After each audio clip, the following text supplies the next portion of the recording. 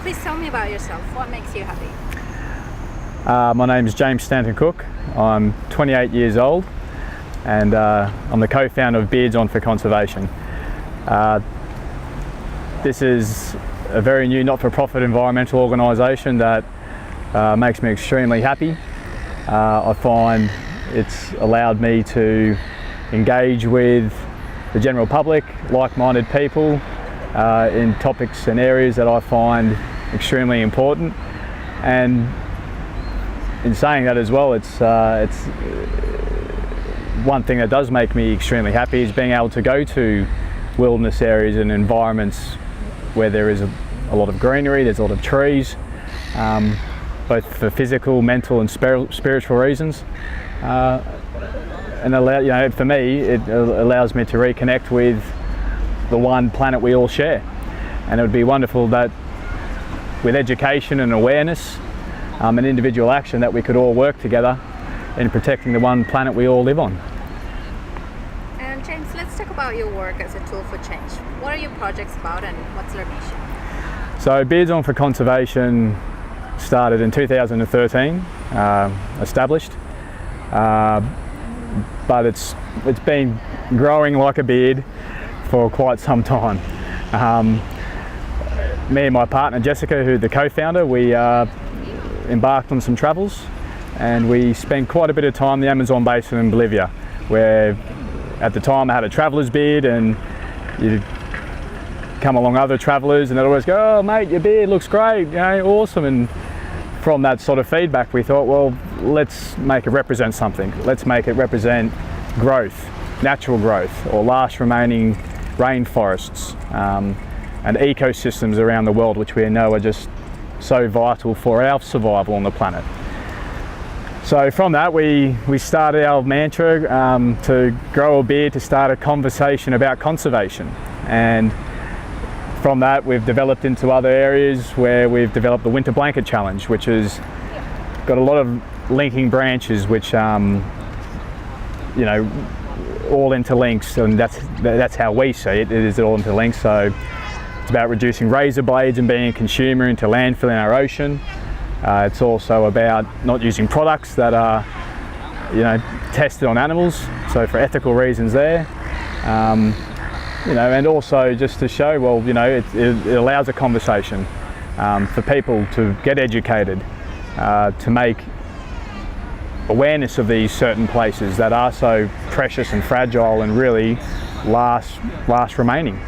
And hopefully from that we see individual action, which is at a time right now, it is time for individual action for the one place we all share to protect it. So, but I mean, going back to Beardson, we try to make it about a community. So we encourage people to get together in wolf packs, just like the wonderful story of Yellowstone National Park in the US, where they reintroduced the wolves and they were able to allow the rivers to come back. And yeah, so we're all about community action as well, and making getting people to come together as wolf packs. And the whole idea of the wolf pack concept is for us to be a bit more savage for our environment. Not only in my opinion, but a lot of scientific research as well. We do know that it is time to act on climate change, and one way to do that is to make sure that we keep last remaining rainforests and old growth forests, and not at the accelerated rate that we're destroying these areas. They need to be protected. And we are seeing the effects of climate change. We are seeing temperature rise, we're seeing sea levels rise, and I guess mass extinction is happening at the moment as well. So really it's the science is there, the facts are there, and I guess what we're trying to do is say, well, come on, let's all pull together, let's do what the wolves did. Let's they didn't obviously go out there and slaughter mass deer, but they allowed a little bit more of a harmonious balance within their environment. And I think as a human, a species, we need to really start to follow in their footsteps. So we've got three branches that we try to work off at Beardson, and it's conservation, sustainability and organic farming practices. So we'd love to see every school have organic veggie gardens and children to have Boost juice instead of Coca-Cola as a drink. We'd love to see every school have solar panels, and reinforcing these good behaviours and the benefits of it, which hopefully they will take through to adult life. So we are all about connectivity, and yeah, we encourage everyone to take part in a fun challenge to start up a conversation about conservation. And James, what's the greatest challenge you have faced so far in working towards that change? Time.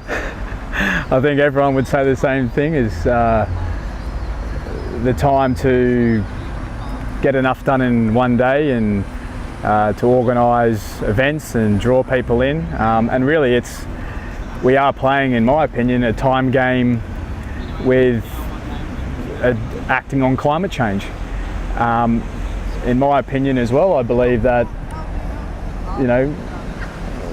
we know that in the world there is a lot of grim and scary things going on, but in my opinion the greatest battle we're facing is climate change, because inevitably it is happening, and we have a short window of opportunity to tackle it and take it on. And if this doesn't happen, I hate to think what could be the consequences. But I think at a time where we've been the most intelligent as a human race and a species, and we have the available technology and the ability to act on climate change, it would seem silly not to. It would seem that it'd be the wrong decision just to ignore it. One area that I've found is, I think everyone does care about the environment. I don't believe there's people out there that do not care about the environment. It's evident by people going to beaches and wonderful places to have their leisure, and R&R, and this is an example of it, being able to enjoy it. And I find just sometimes though that, or what I found is, people might find it hard to move to that way, to want to be able to protect last remaining wilderness areas and habitat for animals. And I think if it's an education area, that needs to be encouraged, but if it's more so about the individual wanting to step up and act on it, I hope that there's new ways that people can go about it, and we're hoping that we might be just one new avenue for people to be able to go, no, I feel comfortable doing that. I feel comfortable taking part in that awareness education challenge. And based on your experience, what's the core issue you believe we should all be helping to change? Obviously, the massive core area that we need is to act on climate change. At the end of the day, the planet is winning in regards to,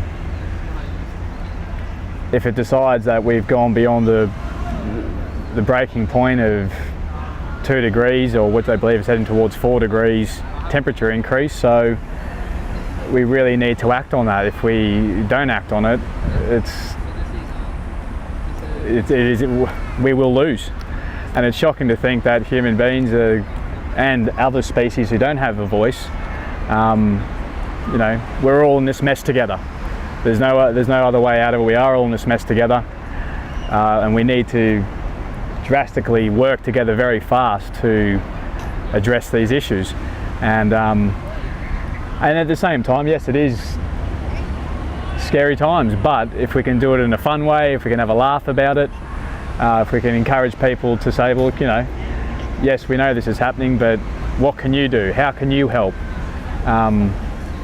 Individual action can go a very, very long way. And if it's education, if it's awareness, letting someone know about a particular area and what they can do, if it's that action then upon that, we then will make it. We can have the change to happen, to act on climate change. And James, can we all participate in that change? What is the best way to support your work, your projects and your causes? Well, we've got two wonderful campaign areas. So we've got the Winter Blanket Challenge. So men grow beards. It can be all different forms. It can be straight from scratch for the 90 days. I did the Netty Challenge. Ned Kelly, iconic Ned Kelly, but we've got not fighting in the bush, fighting for the bush. We've also got the Crafter for if you're at work and you need a particular shaped beard. Mr. Patch if you can't really grow a beard for the young blokes or those who can't grow beards. And again, it's just about having a laugh. And it's it's just not for males. We obviously do other categories like braids on for young children and those who can't grow beard. Another laughing point, which we just have a laugh about, is push the bush, Tassie for Tassie. So we do that as just a way to get people to have a laugh and to then say, well, Tasmania, yeah, it's you've got the Tarkine down in Tasmania. It's the largest temperate forest in the southern hemisphere. Last disease-free of the Tasmanian devil, and this is just one of many other ecosystems worldwide that have endemic species and animals that are losing due to human impacts of deforestation, mining, and basically from this we encourage people to get together, and if they want to make a wolf pack, so a family wolf pack, a bunch of mates get together, and then it's a community, it's connectivity. You're doing, in a fun way. You're having a chat with a guy at the pub or out on your walk who makes mention or comment on your beard, and or braid or plait. And then in saying that, again, it's about reducing razors to landfill, not being a consumer. So yeah, and we try and really just do it in a fun way. So that's one avenue that we encourage people to do, and then we've got another avenue which is with our wonderful wild travellers. This is a new campaign we've started where we've got people of any age. If they're going camping, if they're going on an overseas trip, or if they're embarking on an epic journey like one of our eco champions currently, riding from Victoria to Byron Bay. So B2B tact on climate change, reflecting his lifestyle, reflecting his ethics as well in regards to his concerns about not only himself but future generations as well. So we pitch it so it's like we want, it's your story. You're on this planet, you're another individual who is doing wonderful things. We want to hear your story. We want you to maybe grow a beard on your travels. We maybe want you to plait your hair. We maybe want your family to become a wolf pack and say, hey, we went off and we went on a holiday and we engaged in picking up rubbish and litter, or planted trees, or in woofing programs. So it's very much, we want to see their journey, what they're about, and their individual action, which will hopefully encourage more people and more change. And James, what do you get your inspiration from? I think there's a few heroes out there, eco-heroes, where I definitely get my inspiration from. The wonderful Dr. Jane Goodall is one massive inspiration, and just shows dedication and love and passion, and a truly soft, gentle soul for good can make wonderful change. Another hero of mine, the wonderful Dr. Bob Brown, another wonderful, gentle force for good, and just against all adversary that they've kept at it, they've kept optimistic, and really made people respect and appreciate just the wonderful effort that they've put in. And I mean, there's hundreds, thousands of wonderful people out there that are still doing this wonderful work, and I guess that's it. It is about connecting everyone. It's about everyone sort of realising that we are really all in this mess together. We need to address this mess together, and if we don't, well, who knows? And James, what kind of rewards do you get from working as a change maker? I find it hugely satisfying, rewarding, uplifting when you get to meet people who, you know, or do get it, or people who haven't really seen or understood where you're coming from, but appreciate what you're doing and get why you're doing it, and even then tell you, hey, I can't wait to take part. I want to be involved. Let me know more. And I guess for where we come from our organisation perspective, is we're a fundraising organisation. We're not pretending to be experts. We're just passionate. We care, you know, for species, you know, animal species out there that don't have a voice, for future generations, for wonderful habitat that, you know, allows you to feel so great just being in its area. And it's nice to know that people want to go and see these places and be engaged and feel that same connectivity. So it's wonderful to know that you do feel quite uplifted when you hear people say, how do I get involved? And what are the things that you have managed to change that you're most proud of? I wouldn't believe that I've changed quite a lot. I think individuals make their own change. I would like to hope that, if anything, as an education side of things, that I've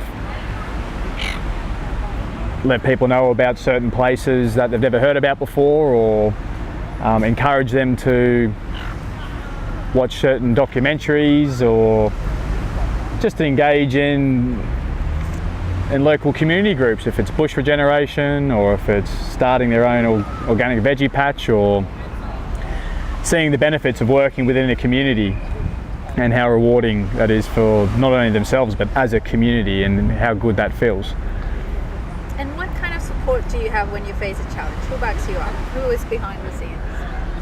I'm very fortunate and lucky and privileged to have such a wonderful family and partner that really are my backbone and my rock at times where, you know, as famous words, you know, it's not easy being green, and it well and truly isn't. I mean, but at the same time, it's so wonderfully rewarding as well, to know that you have family and friends and people in the same game who get this, and all drawing together to really make the necessary change that is needed. So yeah, so I'm very fortunate to have that very strong backup. Very fortunate. That's beautiful. What's a piece of advice you wish you would have gotten when you started your journey as a change maker, James? Be prepared to constantly push shit up a wall and for it to fall back down on you and to push it back up again. I think, yeah, be prepared to, yeah, take it all on. And if you had one piece of advice to someone just starting out, what would it be? I would say follow your heart. Don't let your mind get in the way too much. Believe in yourself and never, never, never, never give up. Let's talk about the future. Let's imagine for a moment that you're in a position of power, like a mayor or a minister. What policies would you put in place?